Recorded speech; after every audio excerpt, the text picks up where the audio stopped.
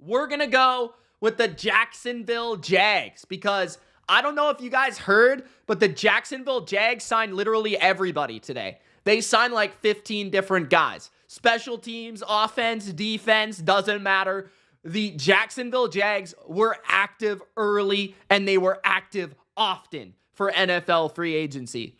The Jags, first of all, signed center Mitch Morse of the Buffalo Bills. A 2-year, $10.5 million deal. And guys, I have to say this really quick. Do you ever have those moments of deja vu? Like, bro, I just swear to you, I just had the weirdest sense that I like dreamed this or something. I don't know why I would dream about Mitch Morse signing with the Jacksonville Jags. I guess Mitch Morse has the same name as me, but there is no other occurrence where I would even think of this. I don't care. Bro, I literally think I dreamt that Mitch Morse was going to sign with the Jacksonville Jags. This is the weirdest thing I've ever uncovered on YouTube ever. But anyways, okay, we also have breaking news that I see on Twitter, but that's a tangent right there, bro. That is so weird. Anyways, Mitch Morse has signed with the Jacksonville Jags. He was the first signing for Jacksonville, and he played 17 games last year, started every single one. He's a veteran. He's played with the Chiefs for 4 seasons. He played with the Bills since 2019 throughout the course of Josh Allen's career, signing a 2-year, $10.5 million deal. He was a Pro Bowler in 2022. Mitch Morse is older. He's a veteran. He's born in 92, which means he's 31 years old. He is turning 32 in April. So yeah, he's an older guy. He's a veteran. But Mitch Morse is still a good player. He's been a good center for a while now. And specifically last year, I thought he looked really good in the run game. I thought that he was a big reason the Bills' running game really got going near the end of the year.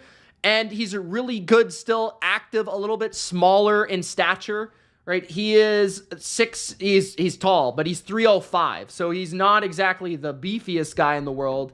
But he moves very well for his size, and he's able to get out in space in the running game. He's also very experienced in pass protection and has been able to protect among one of the better offensive lines last year in Buffalo.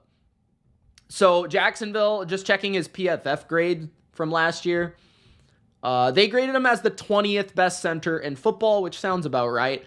And throughout the course of his career, the last 3 years in a row, he's ranked around 20th, 21st, 24th, 24th. The years before that, he was 16th in 2016 with the Chiefs, 2018, 14th, 2019, 17th.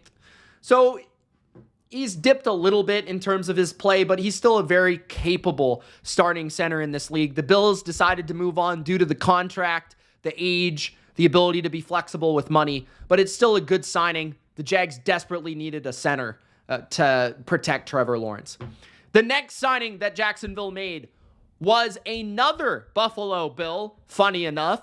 Gabe Davis agreed to a contract with the Jags. 3 years, $39 million with incentives that could reach $50 million. Personally, this is not my favorite move of free agency. I am not a Gabe Davis guy. You guys know I'm not going to sugarcoat you. If I like a move, I like a move. If I don't like a move, I don't like a move. But I would not be a general manager out there to sign Gabe Davis. I am not a Gabe Davis guy. Now, that being said, Gabe Davis has been extremely productive at times in his career, right? He is a big play threat. He is a big receiver, and he can run. And those are always valuable in the NFL. 6'2", 225. He's got girth, size to him. He's 6'2", and he runs fast, and he can get vertical quickly. Yards per reception has always been high for him. 17 in his rookie season, 15 in his second season, 17 in his third season, 16.6 last year.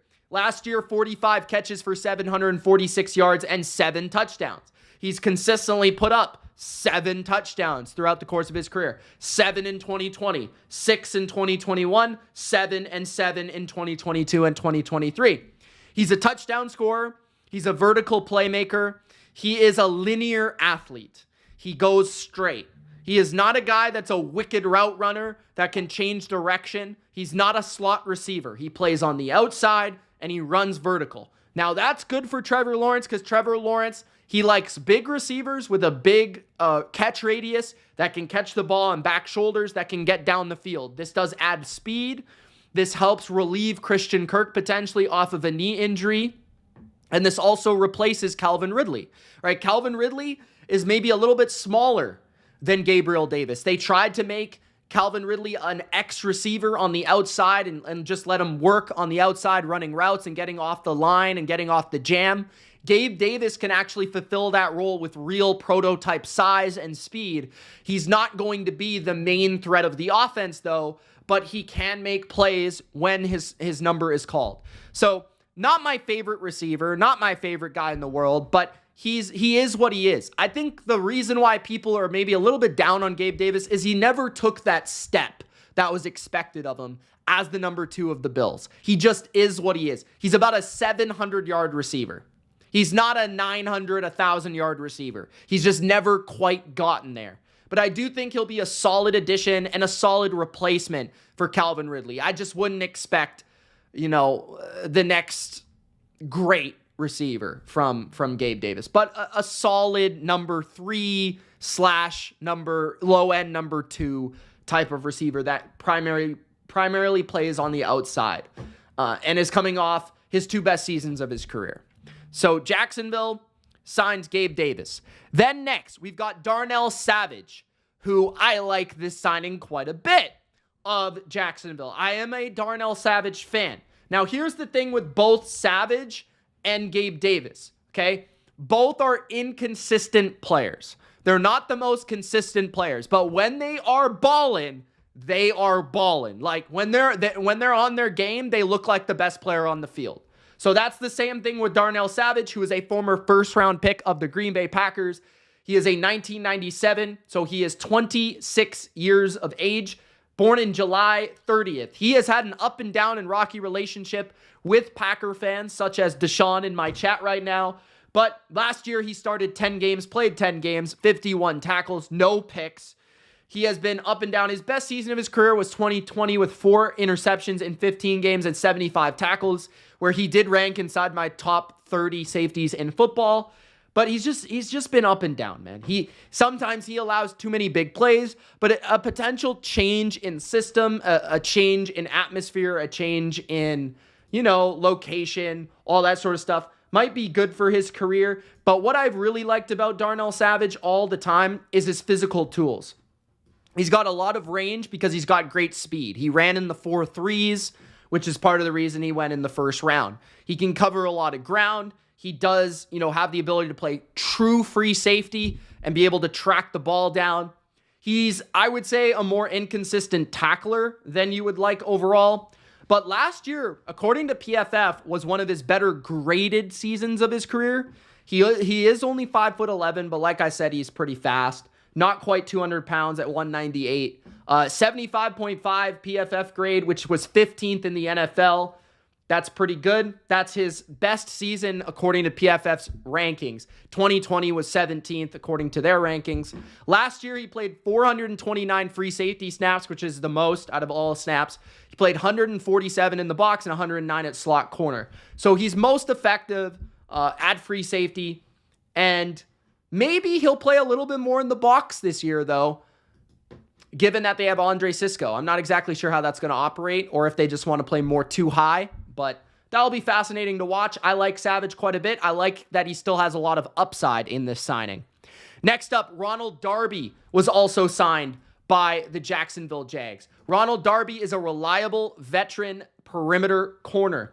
And they just let go of Darius Williams, which is fascinating because they're both similar age, similar build, similar players, more zone corners than man corners. Darby 2 years, $10 million max is super cheap, in my opinion. And he played really well last year for the Baltimore Ravens. The question about Darby is he a starter, or is he just a guy that can rotate in at this point in his career? Because that's kind of what he did in Baltimore. He wasn't a true starter. When Marlon Humphrey was hurt or somebody else was hurt, Brandon Stevens, he would fill in and he would play. But he would play at a high level. He graded as the 36th best corner in football last year, which is very solid. And throughout the course of his career, he's always had very high PFF grades. 2015, 16th, 2016, 38th, 2017, 22nd, 28th, 39th. He had one bad year in 2019, but regardless, 28th in 2020. Last year, he was pretty solid. So, I mean, overall, pretty good player. He plays wide cornerback, 5'11", 4.38 speed at 5'11", and he is a little bit older. I think he's about 30 years old. So, he's near the end of his run here in the NFL, but he's only signed to a 2-year deal, and I like that they went after a guy like Ronald Darby, who's got a pretty safe floor to replace Darius Williams, but get a lot of money back in return to use on other positions. So I think that's a very savvy and smart signing by Jacksonville, personally. And the last couple of signings by Jacksonville were utilized on special teams. They signed a kicker, Will Lutz, to a 3-year deal. Personally, not my favorite kicker. I don't think he's very good anymore. I don't know. Not that I really follow statistics for kickers, but I remember him in New Orleans 2 years ago, and he was trash. And the last few years, he hasn't exactly been great.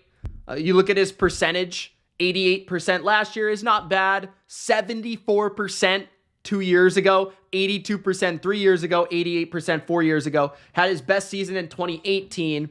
Or 2017. He was actually a good kicker back then, where he actually led the NFL in extra points made and extra points attempted, but also kicked 93% in 2018. So he's been in the NFL and he's been a kicker for a long time, and he's been consistent. He's not bad by any means. Like, you're not going to go out there and get Chad Ryland, but he's not Adam Vinatieri in his prime, right? So 30 for 34 last year.